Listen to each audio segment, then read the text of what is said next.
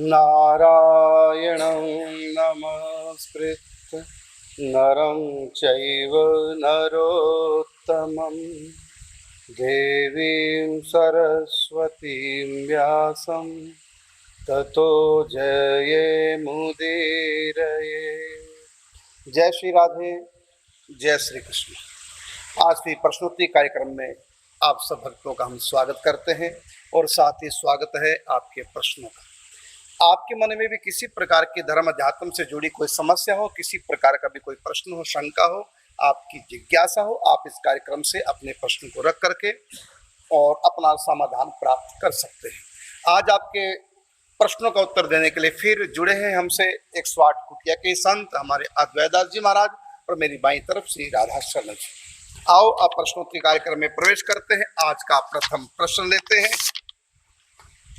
आज का प्रथम प्रश्न है, पिता को बेटी के घर का खाना खाना चाहिए या नहीं? राधा शरण जी। सर्वप्रथम पूज्य श्री महाराज जी के चरणों में साष्टांग दंडवत प्रणाम, साथ ही सभी वैष्णव बिंदु को भी दंडवत प्रणाम। ये तो महाराज श्री शास्त्रों का विधान ही है कि जब अपनी कन्या को दान करते हैं तो दान की वस्तु पर व्यक्ति का अधिकार नहीं होता है। दान की हुई वस्तु पर अधिकार नहीं होता है। कन्या दान कर दिया गया जी जी, अब हम नहीं ले सकते जी। ऐसी स्थिति में यदि संतान पुत्र ना हो या है तो वो नालायक है, भोजन नहीं कराता, सेवा नहीं करता जी, और बेटी करना चाहते उसके पास व्यवस्था है, तो क्या करें? अब ऐसा तो मान लीजिए आपातकाल या बेटा ही नहीं है, जी जी, एक ही बेटी है, जी जी, या दो बेटी है, जी जी, तो उस समय बुढ़ापे में तो अब बेटा तो है नहीं, जी जी, तो कौन सेवा करे? तो बेटी कर सकती है सेवा। बेटी का तो बाप है ना, वो बेटी का तो बाप है ना, भले उसने कन्यादान कर दिया लेकिन उसका तो बाप वो है ही। बाप का संबंध बेटी का संबंध टूटा थोड़ी है। तो इस नाते से बेटी सेवा कर दे तो कोई अपराध थोड़ी कर सकती है। हाँ बिल्कुल। यदि घर में सब कुछ ठीक ठाक है, बेटा बहू सेवा कर रहे हैं, तब परहेज करो, परहेज करना चाहिए। हमारे यहाँ तो बेटी के घर का जब खाना पड़ता है मजबूरी में, तो जब बेटी से हम विदाई लेके आते हैं तो कुछ ना कुछ पैसा देकर आते हैं, इसलिए कि हम इस घर में नहीं खाएंगे, यहाँ हमारी कन्या है। तो पुराने जमाने में तो उस गांव की सीमा के अंदर का पानी तक लोग नहीं पिया करते थे। जी जी जी, माने दान की हुई वस्तु से इतना डरना चाहिए, क्योंकि जो दान कर दी गई उसके ऊपर हमारा कोई अधिकार नहीं होता। तो इस प्रकार से लेना नहीं चाहिए। लेकिन शास्त्र ये भी आज्ञा देता है कि आपत्काले मर्यादा नास्ति। मर्यादा तो ये है कि बेटी के घर का नहीं लेते, तो मर्यादा है शास्त्र की, लेकिन साथ में शास्त्र ये भी कहता है कि आपत्ति काले मर्यादा नास्ति। यदि आपका संतम बेटा नहीं है और कोई सेवा करने वाला घर में नहीं, अब आपको आवश्यकता है, तो ऐसी स्थिति में मर्यादा टूट जाए तो कोई दोष नहीं है। ये आपके प्रश्न का उत्तर है। और यदि आपको बेटी के घर का खाना पड़ रहा है क्योंकि संतान नहीं है और मन बेटा नहीं है, बहू नहीं, तो ऐसी स्थिति में आप ले लीजिए, वहाँ का सेवा ले लीजिए, लेकिन मन में शंका नहीं करना कि कहीं अपराध तो नहीं मैं कर रहा हूँ, कोई पाप तो नहीं। कोई पाप नहीं, कोई अपराध नहीं। शास्त्र कहता है आपत्काले मर्यादा नास्ति, इसलिए आप ले सकते हैं। लेकिन आपातकाल नहीं है, बेटा बहू सेवा कर रहे हैं, तो फिर बेटी के घर का खाना नहीं चाहिए। तो ये आपको उत्तर दिया। बेटी क्या महाराज, मान ली बेटी नहीं है और कोई भी नहीं है उसको, बेटी से तो संबंध भी है, बाकी कोई भी नहीं है, तो अनजान व्यक्ति भी यदि उसको ठिकाना दे रहा है तो वहां भी पेट भर खा सकता है। कोई है ही नहीं उसका आश्रय, तो क्या करे? बिल्कुल। अगला प्रश्न है, राम जी की बहन शांता कौन थी? महाराज जी आप बताएंगे। राम जी की बहन, राम जी की एक बहन भी थी शांता, उनका नाम, हाँ, जो श्रृंगी ऋषि को, ऋषा श्रृंग को भी आई थी। वो तो दशरथ महाराज की कन्या थी। हाँ, और तो राम जी की बहन हुई तो दशरथ की कन्या हुई। तो वही तो प्रश्न में तो उत्तर दिया। राम जी की, अर्थात ये विस्तार से पूछना चाहते हैं कि शांता कौन थी? शांता तो दशरथ महाराज जी की कन्या थी, राम जी की बहन थी। और जब अयोध्या में अकाल पड़ा, बारिश नहीं हुआ, वो पाटलिपुत्र की कथा है। अच्छा, अपने मित्र को गोद में दी थी, ये भी कथा थी। चलो आप बताएंगे राम जी की बहन शांता का विस्तार से कुछ जानकारी हो। जय महाराज, आपसे आपके श्री मुखारबिंद से सुना है। शांता जो है वैसे तो महाराज ने बताया ही, तो कौशल्या और दशरथ यानी कौशल्या की पुत्री है मैंने कल्प भेद से। और एक बार ऐसा भी है कि वो राजा दशरथ जो थे जब शिकार खेलने के लिए गए थे तो श्रवण कुमार को उन्होंने वो धोखे से वध हो गया उनका। तब वो जो श्रवण कुमार थे उनकी एक बहन थी, जुड़वा बहन थी, सगी बहन सगन बहन थी, श्रवण कुमार की सगन सुदरा बहन थी। तो ये तो मर गया, अब फिर अब वो भी शरीर छोड़ के, दोनों साप दे के शरीर छोड़ के, अब उसका फिर कौन रक्षण पालन करे, तो उसको इन्होंने गोद ले लिया। तो ये भी दोनों कथा है। श्रवण कुमार की सगी बहन शांता, श्रवण कुमार के वध के बाद जब महाराज दशरथ आते हैं और श्राप भी मिलता है उनको, उस समय कहा कि हम तो जा रहे हैं, अब हम जिएंगे नहीं, लेकिन हमारी एक बेटी और है, आप उसका ध्यान रखेंगे, हम उसको आपके अर्पण करके जा रहे हैं। मानसिक संकल्प कर दिया, अब आप पुत्री रूप में उनको स्वीकार करो। तो ये श्रवण कुमार की सगी बहन थी और महाराज दशरथ ने गोद ली थी। ये तो है एक कल्प की कथा। और एक कल्प की कथा है कि महाराज दशरथ की ही बेटी है, कौशल्या के गर्भ से जन्म लिया और इनके पुत्र थे पाटलिपुत्र के राजा, इनके मित्र थे पाटलिपुत्र के राजा, उनको इन्होंने अपनी बेटी का मतलब गोद दे दी, उनके पास संतान नहीं थी। तो ये भी एक कथा है। तो कल्प भेद से दोनों कथाएं सत्य हैं।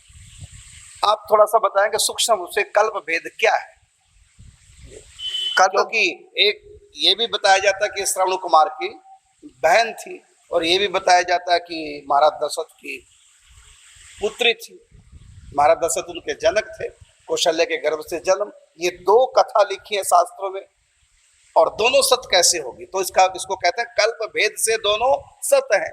तो ये कल्प भेद क्या है?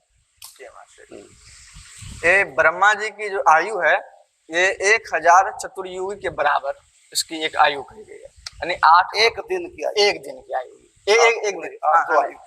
ब्रह्मा दिन की एक दिन की जो अवधि है वो 1000 चतुर्युगी मानव का जब बीत जाता है तो उनका एक दिन होता है।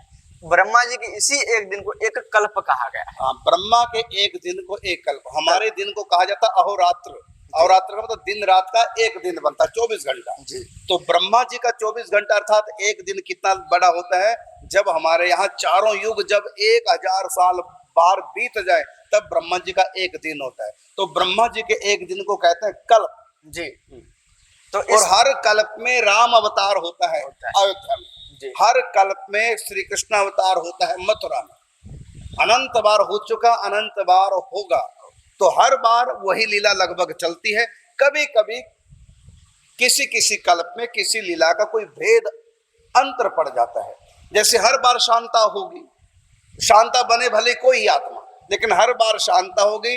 तो एक बार महाराज दशरथ के यहाँ जन्म लेती है शांता और एक बार एक कल्प में वो श्रवण कुमार की बहन होती है और श्रवण कुमार की मृत्यु के बाद महाराज दशरथ उनको गोद ले लेते हैं। तो इसको बोलते हैं कल्प भेद।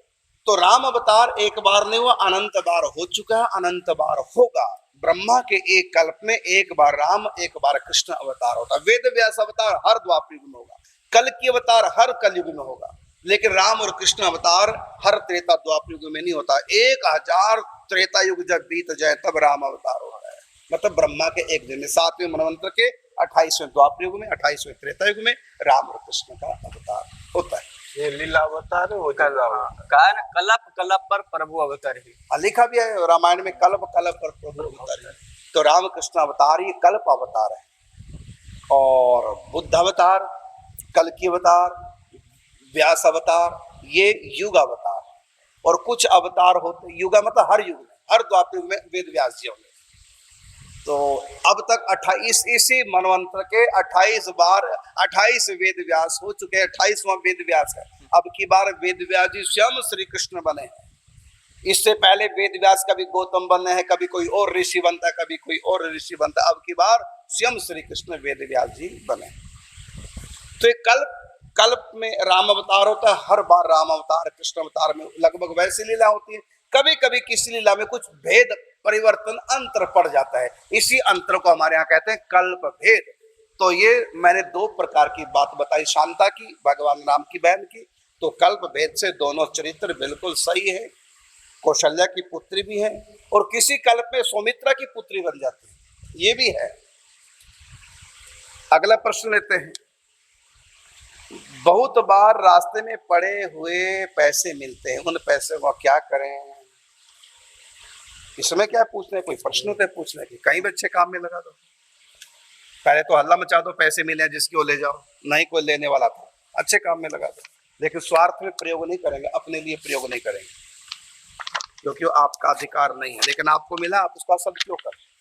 अगला प्रश्न महाराज जी लिखा कि जो अपराध भगत कर करहि राम रोष पावक सो जरहि, कृपा करके इस चौपाई की व्याख्या करें। कौन से भक्तों के बारे में ये कहा है?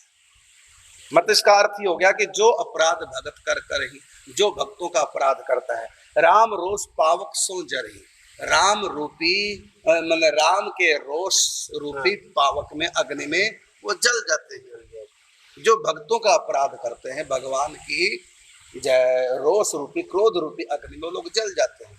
ये तीनों प्रकार की होता है, जो उत्तम कटे के भक्त, मध्यम कटे के भक्त, कनिष्ठ अधिकारी है, जिसके सामने में अपराध होता है उसके अनुसार उसको भोग करना पड़ता है। अच्छा, इसमें क्या कि भक्तों को छोटे, बीच वाले, उत्तम, मध्यम, निम्न कोटि के 3 प्रकार के भक्त हैं। हाँ। तो उसमें भी गुणों को हिसाब से भी 3 प्रकार के भक्त हैं, सात्विक भक्त, रजोगुणी भक्त, तमोगुणी भक्त हैं, सारे रामकृष्ण के भक्त हैं। हाँ। तो इसमें किसी का अपराध करे सबका बराबर ही फल है ना, वो उसमें जैसे कनिष्ठ अधिकारी के सामने में उसके अपराध करते हैं, माने ऊंचे भगत का अपराध करेंगे तो बड़ा अपराध, हाँ, बड़ा छोटे का अपराध करेंगे तो छोटा अपराध, मतलब लेकिन है अपराध होता ही, अपराध होता ही, और उसका दंड भी भुगतना पड़ता है। जैसे चित्रकेतु महाराज को भुगतना पड़ा, जैसे अम्बरीश को भुगतना, दुर्वासा ऋषि को भुगतना पड़ा। इसी का आगे प्रश्न है कि अगला प्रश्न इसी के से रिलेटेड है कि कौन से भक्तों की अवज्ञा अपराध माना जाता है? क्या कोई भी भक्त, संत, वैष्णव सभी का अपराध समान होता है क्या? यही तो कह दिया, जो सबका अपराध मतलब जो उत्तरकंठ महान पुरुष महत्व होता है जिसको, तो उसके सामने में जो अपराध होता है वो गुरुतर होता है। उसमें तो वो कहते हैं संसार पतन और जन्मांतर की भी उसको भोग करना पड़ता है। लेकिन जो साधारण भक्त है और उसके सामने में अगर उसके साथ कोई अपराध हो गया तो हाय क्षमा मांगने से उसके जो भोग थोड़ा बहुत हो जाता है। लेकिन उत्तम कोटि का भोग तो बहुत जोर करना पड़ता है। बिल्कुल।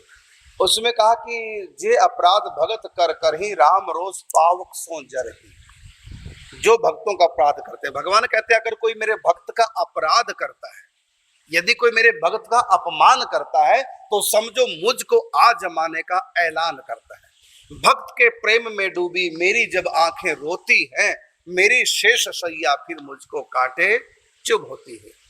तो जे अपराध भगत कर करी, देखिए विभीषण का अपराध किया था रावण ने, तो गोस्वामी तुलसीदास जी कहते हैं रावण जब ही विभीषण त्यागा और भयउ विभव बिन तब ही अभागा। यहाँ तक कि देखा हमने कि बड़े बड़े भक्तों का, संतों का अपराध करने से मृत्यु दंड तक भगवान ने दिया। रावण को मृत्यु दंड हुआ, हिरण्यकश्यप को मृत्यु दंड हुआ, भक्त प्रहलाद का अपराधी थे।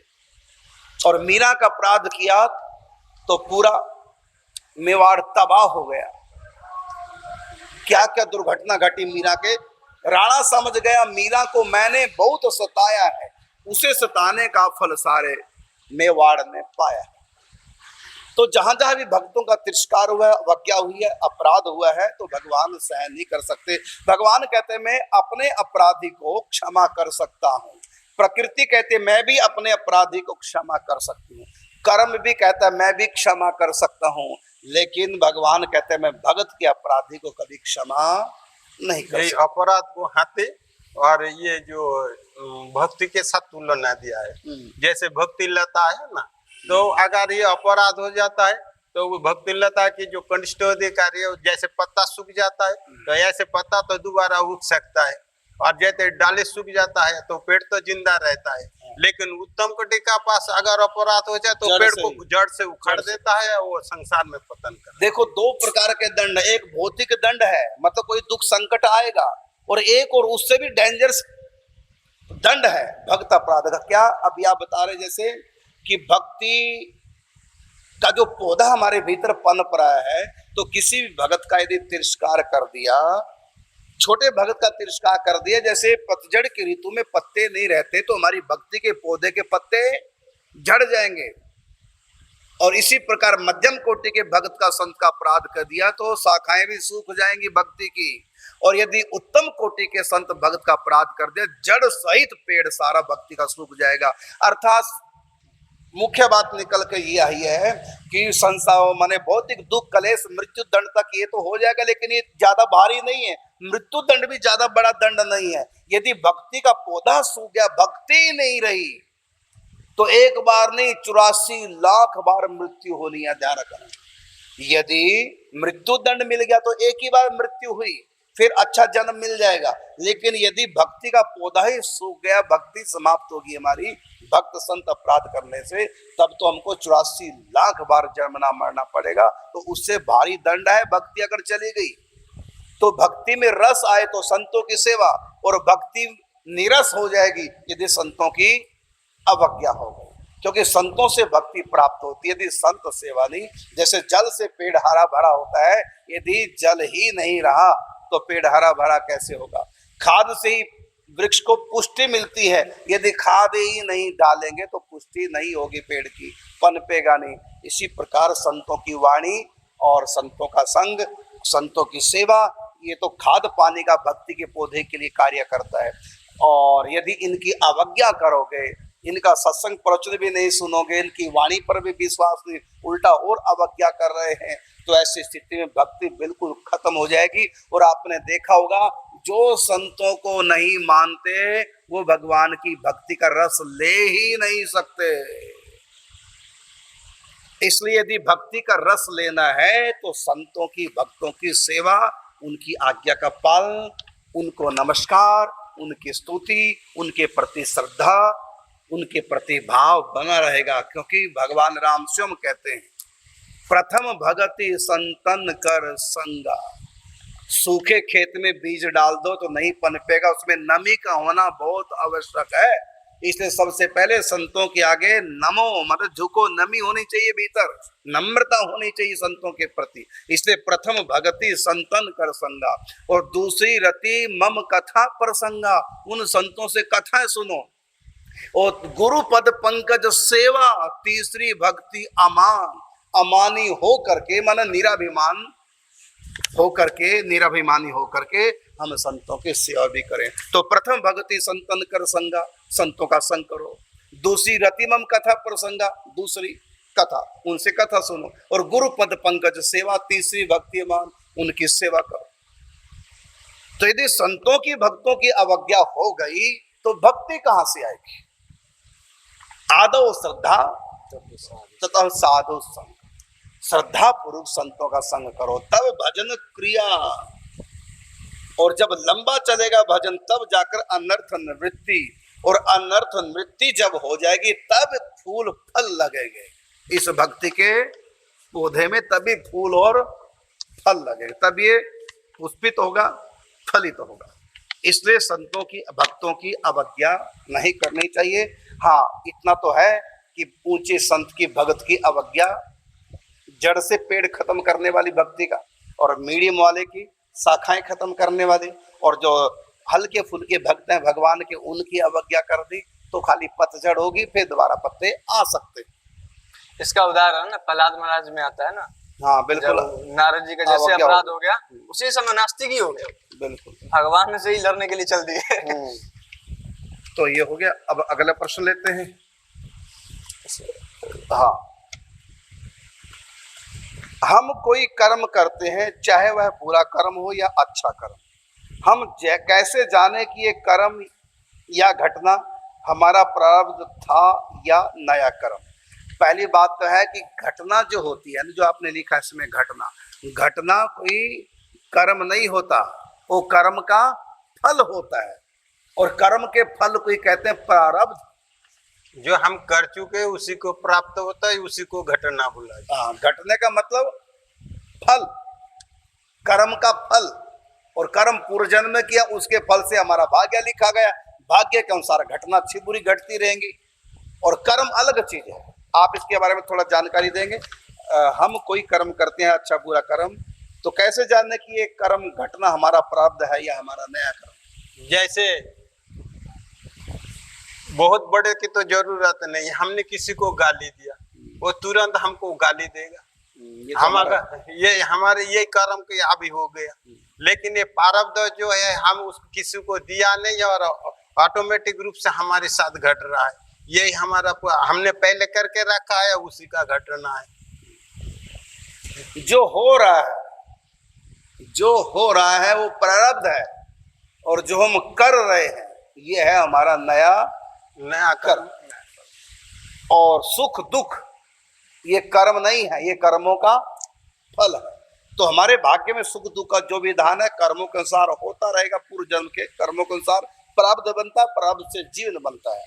आयु, लाभ हानि, जीवन मरण, यश अपयश, विधि हाथ। विधि का मतलब विधान, विधान का मतलब भाग्य। जो हमने किया है कर्म, उसका विधान विधि के रूप में हमारे सामने आया 6 रूपों में। कौन सा? हानि, लाभ, जीवन मरण, यश अपयश, विधि हाथ। ये 6 चीजें हमारे हाथ में है ही नहीं। दुकानदारी कीजिए लेकिन हानि लाभ आपकी इच्छा से नहीं होगा। यदि आपकी इच्छा से होता तो हर दुकान वाले को लाभ ही लाभ होता, तो हानि क्यों हो रही? किसान खूब खेती करता है, खूब मेहनत करता, कोई कमी नहीं छोड़ता, लेकिन फिर भी भाग्य के अनुसार ही मिलेगा। बरसात अनुकूल ना हो तो सारी मेहनत बेकार चली जाती है। लेकिन यदि हम कहें कि जब सब कुछ भाग्य के अनुसार मिलेगा तो फिर खेती क्यों करें, नौकरी क्यों करें, दुकान क्यों करें, आ जाएगा अपने आप ही। तो भाग्य कभी अपने आप नहीं आता, वो कर्म की थाली में भाग्य परसा जाता है। आज की कर्म जो है काल के भाग बनते हाँ, कर्म की थाली में, फिर ध्यान दें, कर्म की थाली में भाग्य रूपी भोजन परसा जाता है।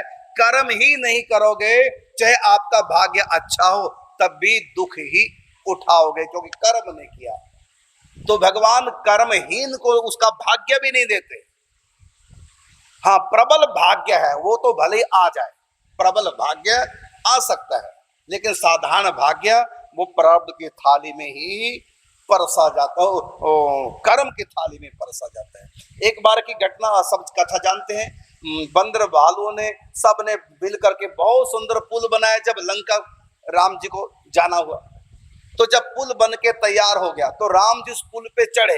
राम जी के पुल पे चढ़ती राम जी के दर्शन करने के लिए पूरे समुद्र के जलचर सब ऊपर आ गए। जलचरों का ये एक पुल बन गया। अपनी हिंसक वृत्तियों को छोड़ करके घड़ियाल, मगरमच्छ, बड़ी बड़ी व्हेल मछलियां, बड़े बड़े, तो सब के सब ऊपर एकदम समाधिस्थ हो गए राम जी के दर्शन करके। राम जी पुल के ऊपर से चलने लगे और बाकी बंदर भालू उस पुल से चले नहीं, सब जलचरों के ऊपर बैठ करके वो माने पांव रख करके निकलते गए। तो पूछा राम जी से कि ये इतना सुंदर पुल बन गया जलचरों का, तो पहले क्यों नहीं आपने जादू कर दिया? पहले ही कर देते, इतनी मेहनत ना करनी पड़ती। तो भगवान ने कहा कि तुम्हारे ये पुरुषार्थ के पुल पर मैं खड़ा हुआ हूं। यदि तुम पुरुषार्थ ना करते तो मैं कहां खड़ा होता? तुम्हारे पुरुषार्थ के, माने तुम्हारे कर्म के, तुम्हारे पुरुषार्थ के पुल पर खड़ा होकर ही मैंने कृपा बरसाई है, एक नया पुल तैयार किया। यदि तुम ये पुल ना बनाते तो जलचरों का पुल भी ना बनता। तो इसलिए हम ये ना सोचे कि भाग्य में जो लिखा होगा होगा, हम कुछ ना करें तो कर्महीन को कुछ भी नहीं मिलेगा, भाग्य भी नहीं मिलेगा। इसलिए कहा ना कि सकल पदार्थ हैं जगमाही, कर्महीन नर पावत नहीं। अगला प्रश्न लेते हैं। महाराज जी, कुछ दवाइयों में मछली का तेल, अंडा आदि होते हैं और बीमार होने पर ये दवाइयां लेनी पड़ती हैं, इस अपराध से कैसे बचें? अपराध से ऐसे बाँचे जैसे हर तरह की तो कोशिश करना चाहिए नहीं लेने की। इसमें आयुर्वेदी भी है, होम्योपैथी भी है। अगर नहीं ले, लेकिन बिल्कुल ना लिए जाए तो वो दवाई के रूप से लेने से भी उसमें दुष्प्रभाव नहीं होता है। ऐसे देखा आपने, जिंदगी सबसे बड़े है। इस जिंदगी के द्वारा, जीवन के द्वारा हम भजन करके प्रभु की आराधना करते हैं, तो उसमें ऐसे कुछ। आपने बहुत सुंदर उत्तर दिया है। देखो, दवाइयां खानी नहीं चाहिए और दवाइयां खा लो, आयुर्वेदिक खा लो। इन अंग्रेजी दवाइयों में भी ऐसी दवाइयां जिनमें सब नहीं होता, वो खा लो। यदि फिर भी हमारे प्राण नहीं बच रहे हैं, मरेंगे, वो दवाई तो लेनी पड़ेगी जिसमें मछली का तेल जैसे लिखा है, और नहीं लेंगे तो मरेंगे। तो उच्च कोटि के जो भक्त हैं वो तो कहते हैं भले मर जाए नहीं लेंगे, उनके तो छोड़ो, और फिर वो मरते भी नहीं है क्योंकि ऐसे उच्च कोटि के भक्तों को भगवान कृपा करके ठीक कोई है, ना कोई रास्ता बना, जिसकी हाँ, निष्ठा है ठीक करते हैं। चरणामृत है। लेकिन जिनकी इतनी ऊंची निष्ठा नहीं है तो वो ले सकते हैं। कैसे ले सकते हैं? क्योंकि यदि नहीं लेके वो मरेंगे, उनको भगवान बचाएंगे भी नहीं, क्योंकि उच्च कोटि की निष्ठा उनकी नहीं है। समझना बात को, यदि वो नहीं लेंगे तो मर जाएंगे। तो ये जीवन बहुत कीमती है, इसको जीवित रखना, क्योंकि हमको भक्ति पूजा पाठ करके अपना कल्याण करना है। तो मछली वाला तेल वाली दवाई ले ली आपने तो दोष तो लगा है, यदि नहीं लेंगे तो मानव जन्म व्यर्थ चला जाएगा, अर्थात तो बीमार पड़ेंगे, तड़ तड़ के मरेंगे और भक्ति भजन नहीं कर पाएंगे तो भजन छूट जाएगा। इसलिए वो मछली के तेल वाली दवाई लेने से कहीं हम जिंदा रह गए तो हम भजन करेंगे और उससे जो दोष लगा हमको वो दोष भी खत्म हो जाएगा भक्ति करने से। वो मजबूरी थी, कहा ना आपातकाले मर्यादा नास्ती। लेकिन फिर भी आप बचिए, जितना बच सकते अपने आप को बचाइए। यदि प्राणों पर ही आगे फिर भले ही आप ले सकते हैं, नहीं तो और व्यवस्था करें। और उच्च कोटि के भगत तो प्राण भी क्यों ना चले जाएं तब भी लेने को तैयार नहीं होंगे। ये तो आप अपनी आस्था को देखिए, क्योंकि आप नहीं लेंगे तो मृत्यु को प्राप्त हो जाएंगे, बीमार पड़ेंगे और फिर आप भजन की जगह शरीर का ही चिंतन करेंगे तो परेशान हो जाएंगे। ऐसी स्थिति में तो यह है कि आप ले लें, लेकिन ये उच्च कोटि के भक्तों के लक्षण नहीं है। समय हो चुका है, अब आपको फिर मिलेंगे कल, तब तक के लिए चाहेंगे आपसे आज्ञा। जय श्री राधे, जय श्री कृष्ण।